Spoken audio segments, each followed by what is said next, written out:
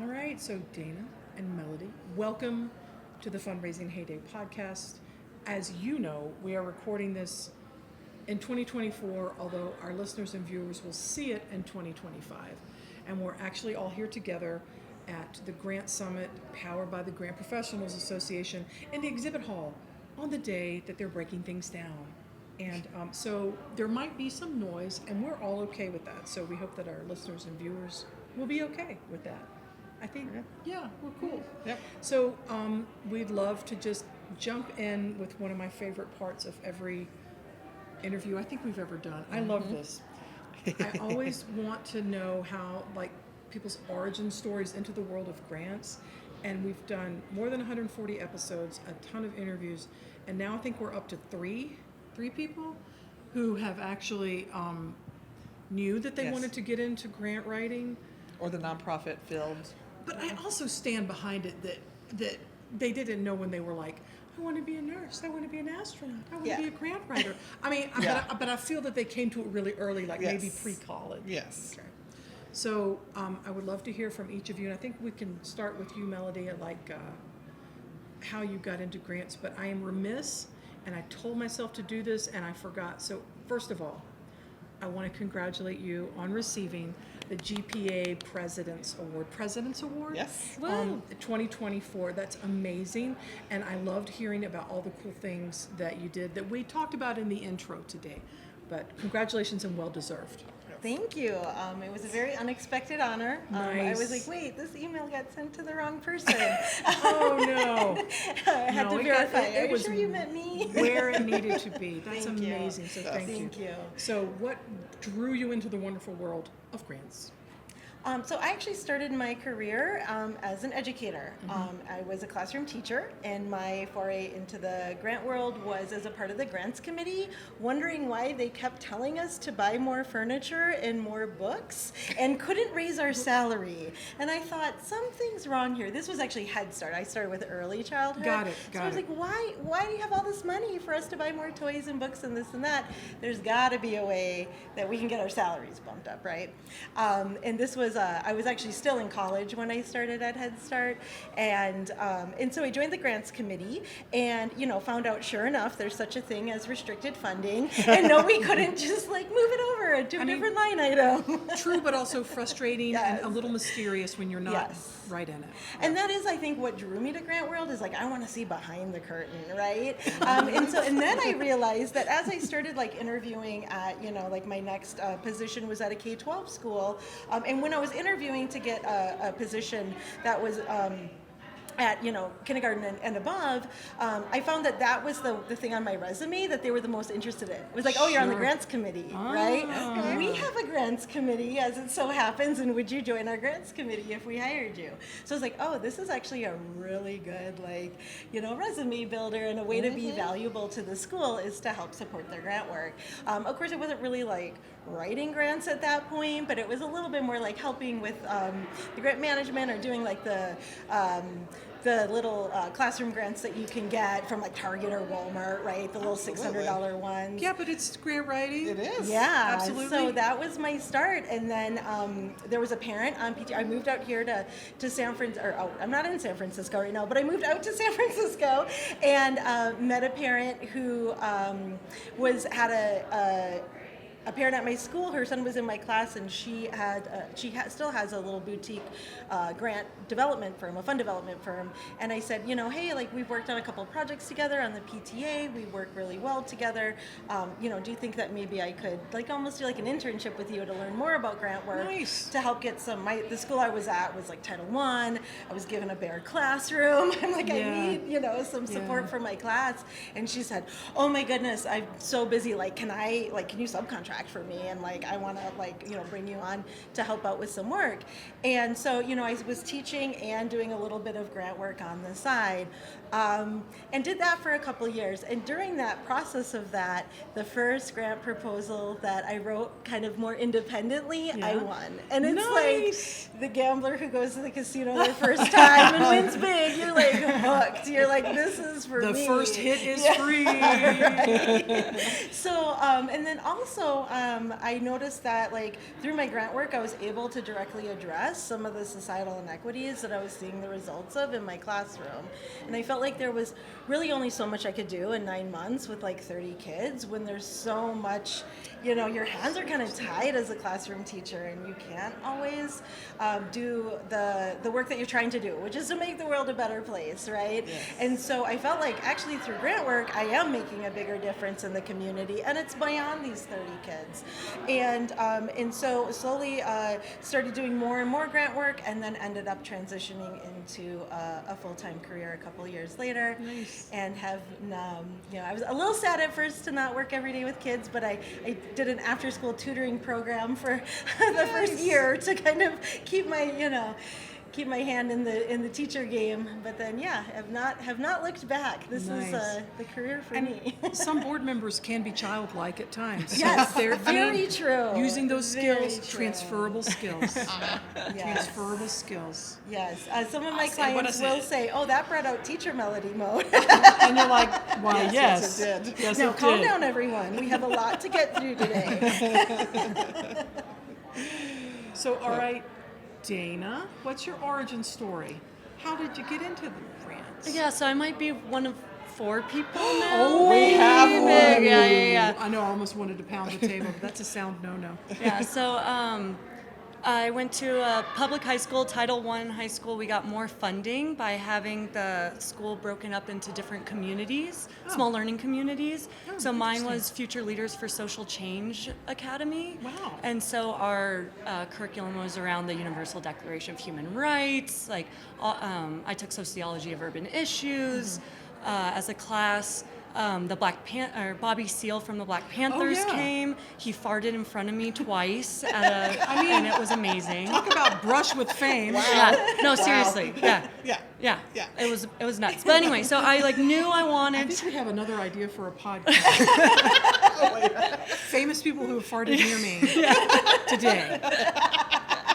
But I knew I wanted to get into nonprofits and went to college and graduated. And my mom was like, you're a good writer and you want to work with nonprofits. Nonprofits need money. Look into grant writing. So I took a course. Go, Mom. I know. Number She's 4. the best. Yes. Yeah. Now you're number And- 4. Yes, and so took online course through local community college and started subcontracting for a premier firm in the Santa Barbara area, and slowly grew my clients. But at the time, I was just out of college and saw it as like a digital nomad. I think before the term was used much. So like. Trendsetter. Oh yeah, it's just me, But yeah, so like was able to travel around the country while like working in a coffee shop for a few hours, going in the car, and yeah, so it was good time. Was able to work at breweries, work on program staff direct with nonprofits, but just like grew it from there until transitioning to full time and all the other stuff that I do. But Wow, yeah, I think nice. number 4. Any other famous people farted around you that we just Bobby Seals? I mean, Yeah. okay. Yeah, that's it. I mean, Yeah. as far as that goes. Sorry, Amanda. Things we never thought we'd hear. She's veering off topic.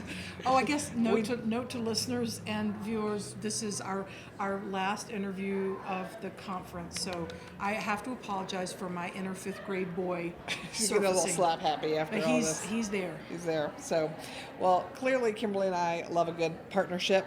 Otherwise, I don't think we would have made it past season 1 of the No, podcast if that's that a wasn't no. a thing. So, peer-to-peer consulting partnerships in the grants field is still a relatively new thing.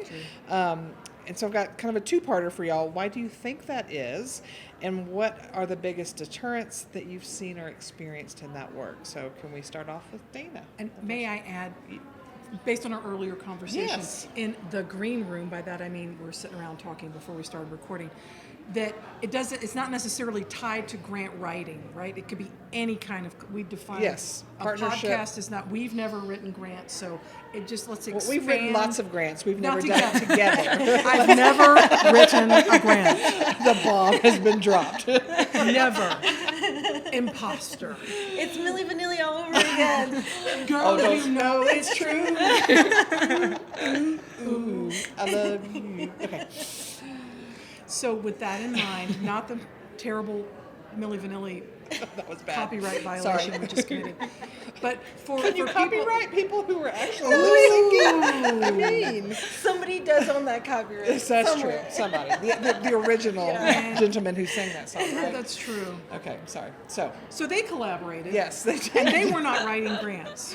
So we want to broaden Yes. the definition of when we talk about collaboration, not limited to writing grants. So, Yeah, Melody and I discussed it and think that as far as like the sharing clients or writing grants or just partnerships in general, I think that if you're a full-time organization almost, there's kind of Hunger Games, right? Like you all have talked about that, sure. right? And so just kind of that can be an aspect of it. And then as far as consultants go, I think that there is like pressure to be an expert or that you know everything. And so when you engage in partnerships, it might be exposing, like showing some vulnerability that there are some areas that I'm not 100% the best at Yeah. every single thing I do. That's true. I never thought about it that way, but thank you. That's true. Yeah, and I think also there's a misconception that we can graduate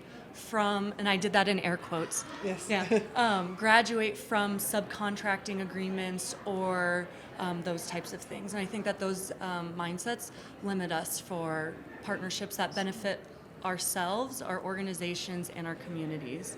Other things might be like, what will the client think about these partnerships or these types of projects? So yeah, and just different can be untested, and that can be scary. So yeah. Yeah, and I think it's about defining the word, collaboration, right? I don't know Right. that many people think of, the fact that I subcontracted when I first started was a collaboration, right? They might not necessarily look at it that way, and maybe feeling that's more of a hierarchical relationship, and maybe a collaboration needs to be more of like we're equals, right? Yeah.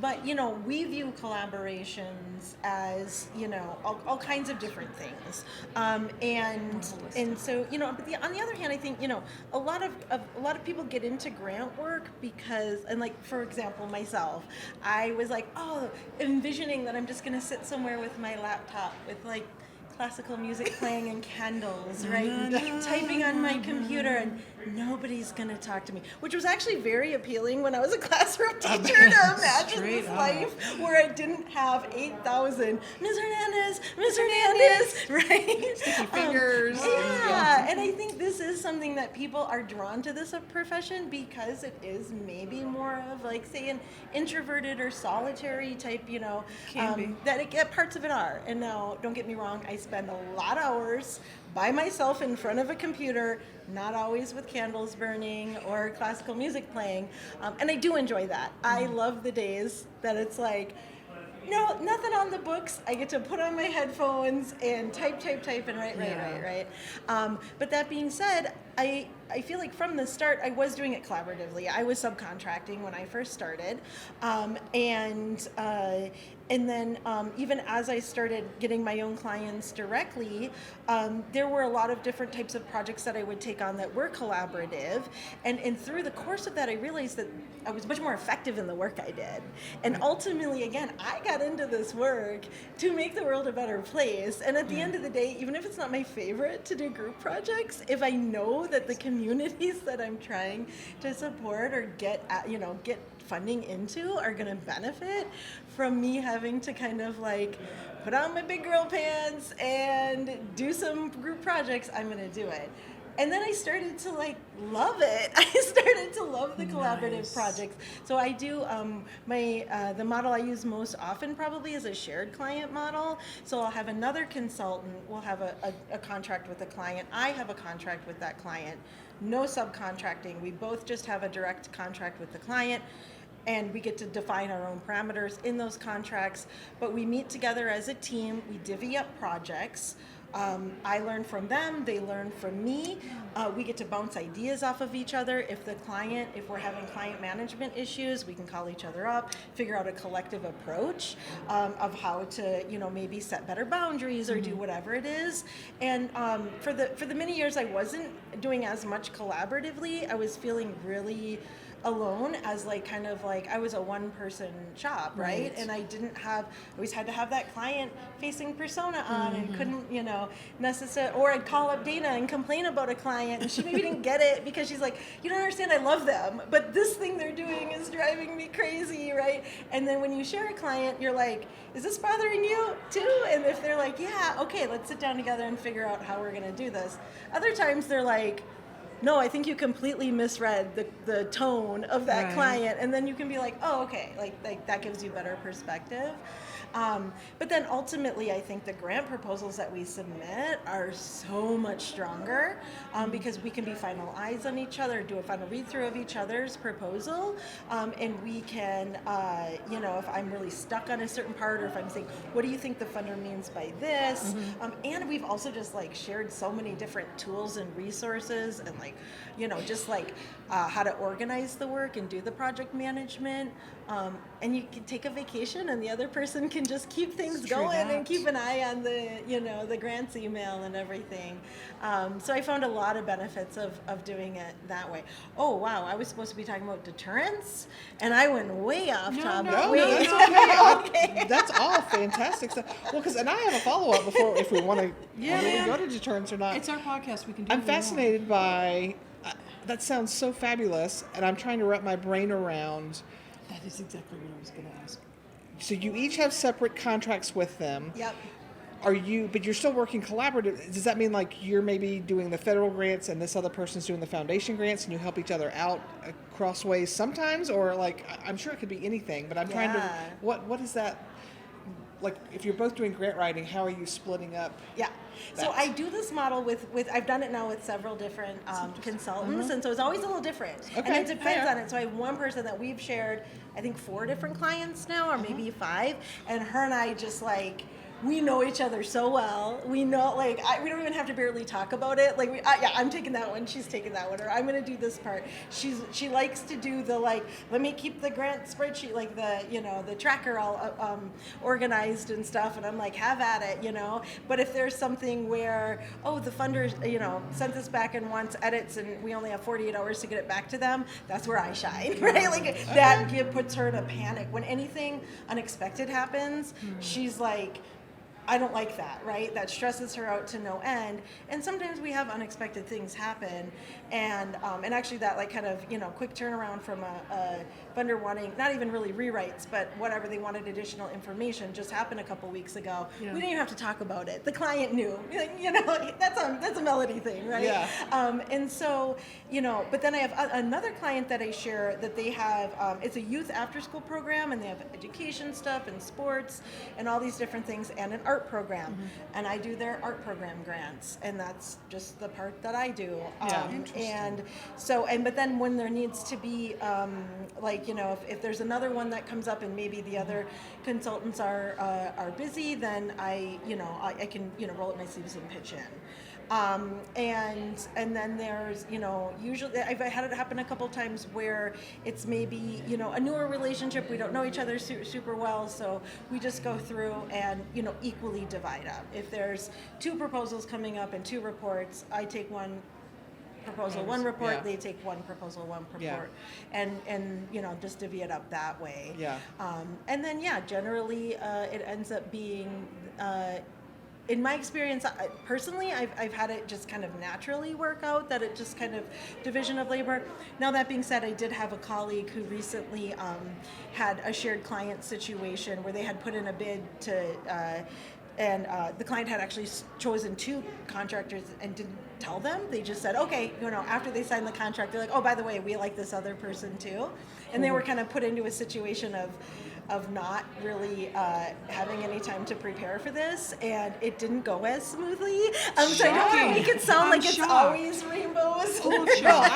I'm sitting here thinking, you must really know and trust these people you're doing this with, because I wouldn't just do that with anybody, because I wouldn't want to be dumped on or taken advantage of, and but at the end of the day, like if they, you know, for example, if they say they're going to do a project and don't do it, that's really between the client and them, right? That's true. So that's true. the nice thing when when it's subcontracting or subcontractors, sometimes like you're left holding the bag. In this situation, That's true. it's like you're not obligated to clean up the mess of them because, you know, it's two distinct Yeah, contracts. That's kind of what I like about it, is kind of like there's a little bit not my circus, not my monkeys. Sure. You know, like that's the clients gonna Yeah. have to figure out if they like working with this person. And I mean, in those situations, I would suggest maybe not cleaning up too many of their messes. Otherwise, you're gonna be always stuck doing it. But like, you know, not to say it's always perfect, but grant work never is always perfect. So That's fascinating. I never would have thought about that model at all.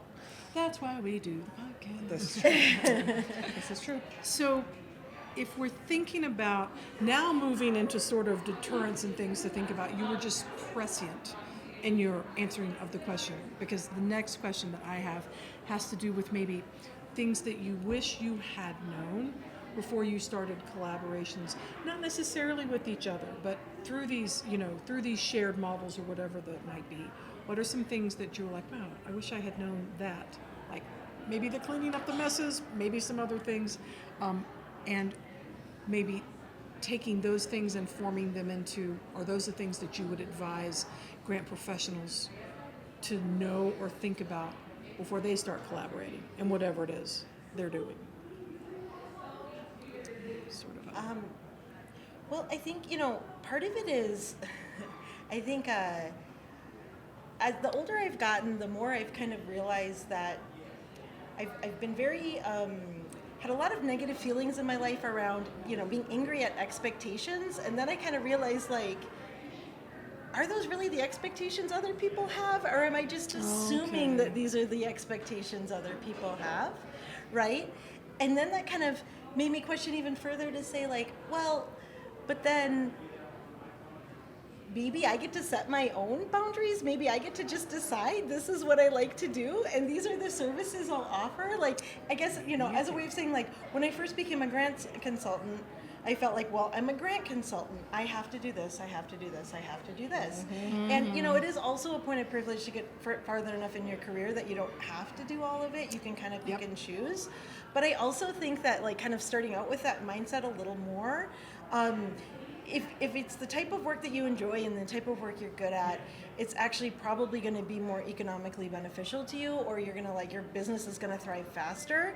The times that I kind of forced myself to do something because I felt like I had to do that because I was a grant consultant, and that's what grant consultants do, right? Yeah. Those are the times that I'm guessing that client or that colleague that I partnered with probably wasn't recommending me to other clients because maybe I didn't shine, right? Not that I did poorly, but it's just that's not where I shined, you know? So I think taking that thought into collaborations and really kind of thinking, starting with, what do I want? What are the situations I want to do? Because you don't have to do a certain type of collaboration. There isn't a roadmap. And if there is, you drew it yourself, right? Like, so I think part of it is really, before you go too far down this path, is really kind of taking some time to reflect and evaluate on what are the parts that I enjoy about this work. What am I good at? What do I want from a partner? Are you looking for them to take some of the to-dos off of your list, or are you looking for them? Are you looking to learn and grow? Are you, you know, because all of these things are going to help define what is a good partnership, and help you recognize it when you see it. Yeah. Because you don't ever have to collaborate with anybody. I just want to put that out there. It's very true. You don't have Well, to. and all of that, I mean, we've talked several times on the podcast about the thing about consulting is obviously there's ethical and moral and laws you have to follow, right? But beyond that, it's your business. You build it how you want. And yeah, it can be very easy to think, well, I'm a grant professional, so that means that I have to start this way, and I have to have 5 clients, and I have to do it this way, and then I have to hire a subcontractor, and then before you know it, I have to have an employee, and suddenly I'm not writing grants, and I'm managing your business. It don't have to be that way. Yeah, so I love this is a beautiful model. Yay. No, I think that's a huge thing, is like going back to deterrence, is like, I should do this, I have to do this. What is the status quo, right? And I think when you think bigger and partnerships, like you said, like, it's not necessarily sharing a client or grant work, but doing presentations or professional development or those types of things. Like looking at status quo, saying what are the things that I like that are there and work for me, and what are ones that don't, and leave those and keep the ones that work for you. And then going back to your question about what wish I had known, I think it's similar to just relationships in general, just communication, Yes. knowing yourself better, right? Kimberly, Amanda, and I all did Dare to Lead. We were in the same cohort, and I swear to God, that was so beneficial for making me a better human, but also how to interact with people in the workplace and what I'm bringing. And so knowing myself, I think would be strong. And oh my God, there was another one, but yeah. If it comes back, just let us know. It made me think about clear as kind, which is sort of getting to both of your points about that. That's like one of the catchphrases or useful tools, really, from Dare to Lead, and it's about communication. You know, not I need this and I need that, but it's like just being clear about what you want to do or what you offer and what you don't offer. Was that was and okay. related to that, see that segue? I love Natural, it. right? Is knowing, like being clear with your own time, right? A lot of collaborations happen outside of the 9 to 5 work hours, if those are your work hours, right? And so do you have the time and space to give the person that you're doing a partnership with, or for a project, or for the client, enough time, energy for it to be successful? Then I feel like when I first getting into collaboration there a few years ago, I'm like, I want to do this and this and this, and it's all going to be great. And then kind of paring down through the like retreats and stuff that I've almost like internally is like, okay, let me like reflect and see how what I have time and space for to really dedicate and stuff. And so I think that my partnerships have been more successful since doing those evaluations. But we were still very successful early on before I did all that too. So We've I been don't really nothing know. but successful. Yeah, that's 100%. I do have to say, as a type of collaboration, one type is to, kind of take on subcontractors and, start engaging in those relationships. And I think just kind of knowing how much time it takes to put the systems in place to have subcontractors eventually get to the point that it's less work and not more.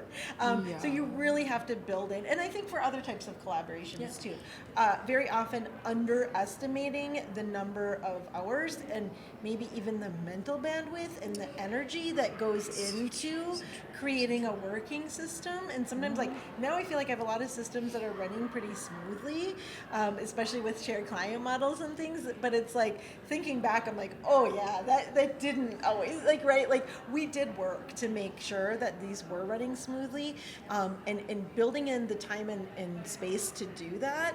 Whatever that looks like for you, whether it's getting on a call, one-on-one call with the person, having that a part of the schedule with the person you're sharing clients with, scheduled in once a month or something to kind of do this.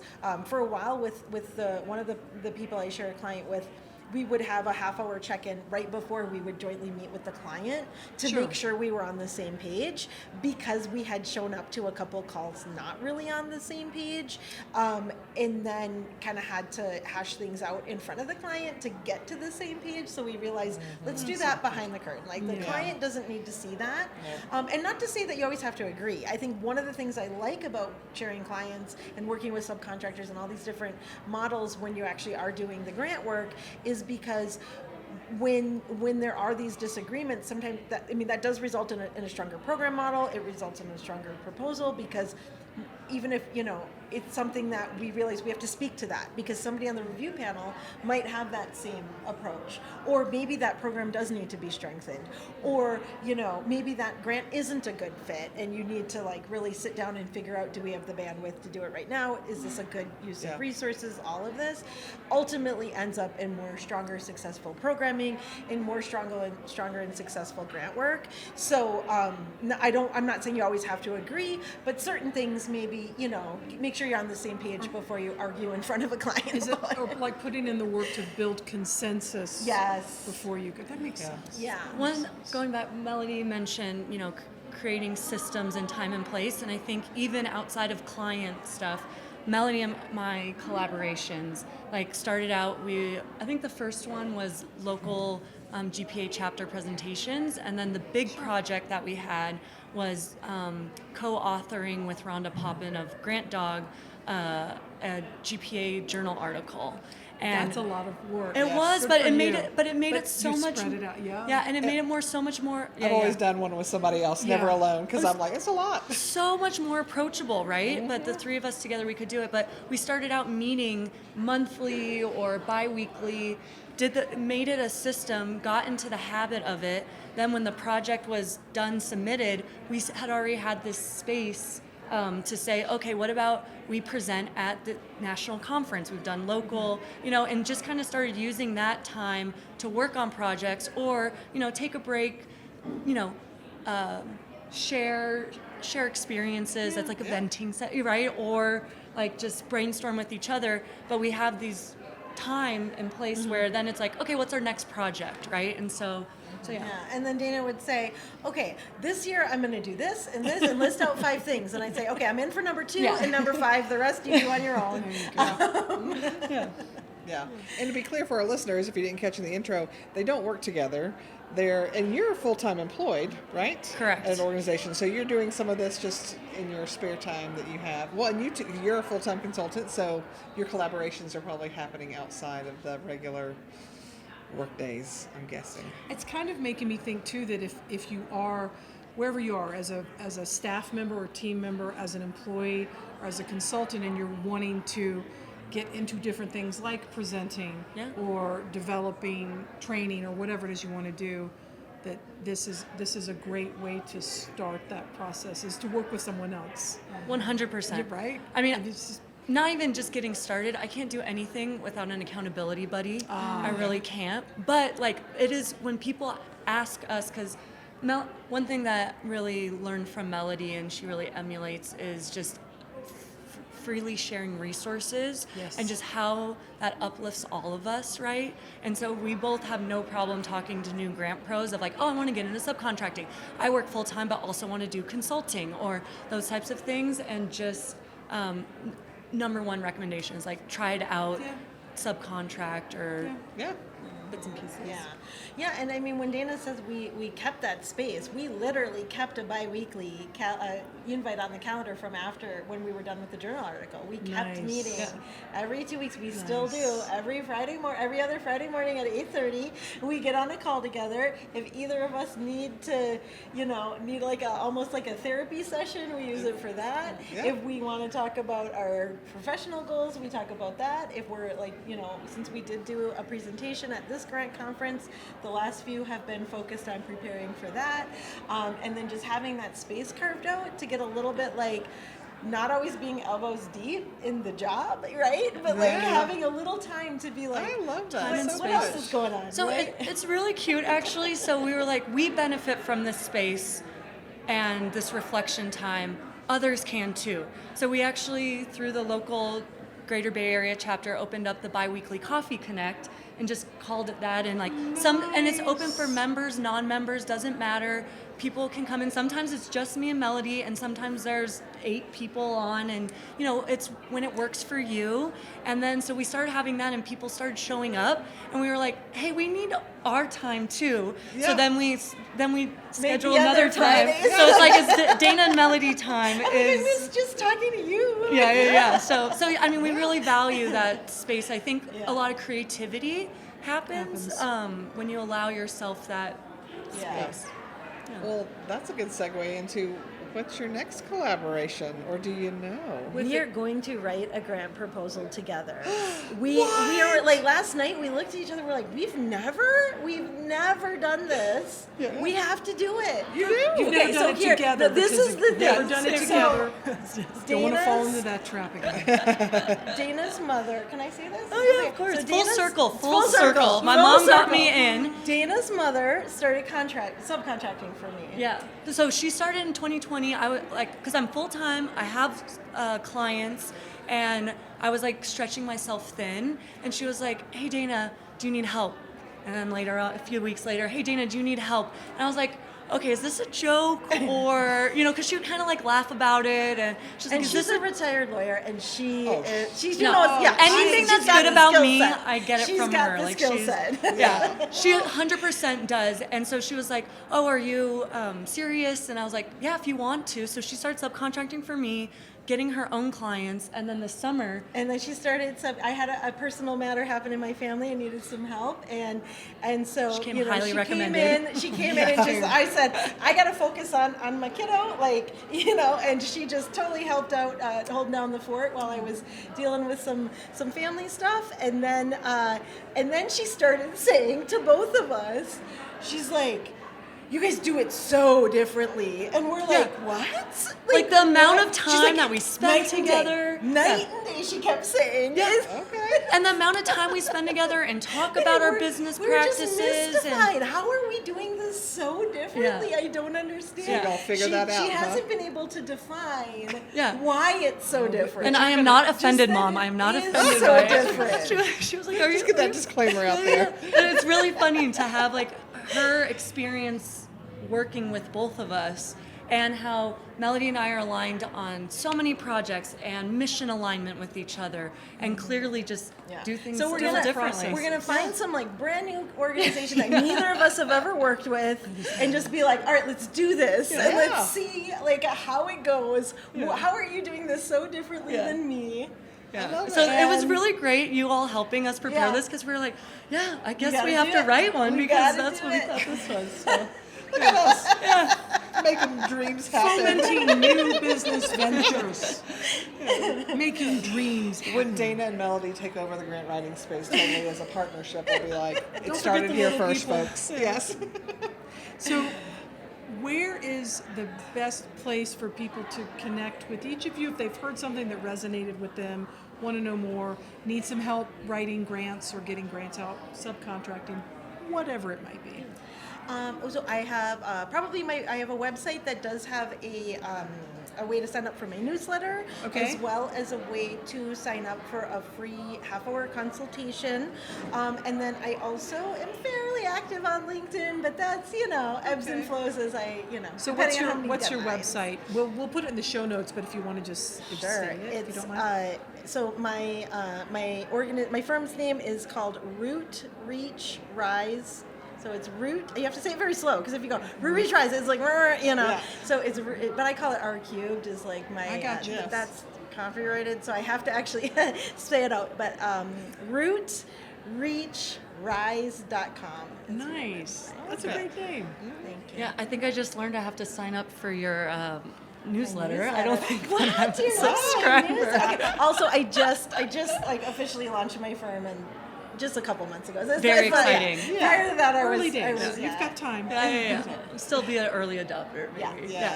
I think I have 9, and like 2 of them are my own emails. 9 subscribers. Hey, we start somewhere. You got to start where you are. For me, feel free. I'm awful on social media, but I do have a LinkedIn. That is the replacement for my website, so you can find me on LinkedIn. Link in the notes. Yes. And then, Okay. yeah. And then you can also email me at grants, grants, .dana, DANA, @gmail.com. And I recommend to everyone, we have that bi-weekly coffee connect. We have it for a space like anyone come in, you can just talk to us, like bring your challenges, your questions, your stories. It's free to everyone, members and non-members. It makes us all stronger.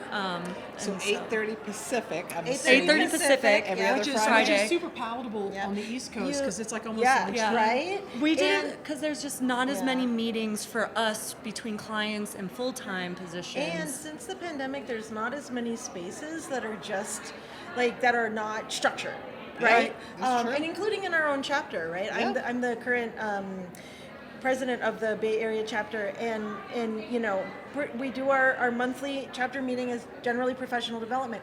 Dana and I met because back prior to the pandemic, we would do once a month in-person chapter meeting, and then we'd all go out for happy hour afterwards. Fun. And Dana Yeah. and I probably wouldn't have formed as strong as a friendship had it just been the hour of professional development. Fair. Sure, that It makes was that sense. hour of happy hour afterwards Yes. that got us really connecting with each other. There were lots of margaritas mentioned in a previous Yeah, interview, we're- so we're we're seeing feeling happy themes. hour. Yes. Russian Yeah. studies and Yes. margaritas. So we had discussed like creating a space that is just about connecting and Nice. networking and not having the professional. And so we'll make development. sure to get that link Yeah. from Yep. you. Yeah. And do Oh, that. and it's hosted by GPA, so it is on the GPA Oh. events calendar. Even better. You Perfect. sign up for each individual. Yeah. Yeah. Nice. And is there every other week Yep. for eternity, I guess. I love it. Yeah. That's Yeah. great. Thank you both so much. Yes, Thank it's you fun. so I much. always, it's such an honor. I get to just learn and have fun. If you had told me I was going to sing Milli Vanilli today, I would not have believed you. But We- I mean, were here. We're here. I'm not I mad love about it. Thanks, we guys. stand behind it. Thank you. Thank Thank you you. so much.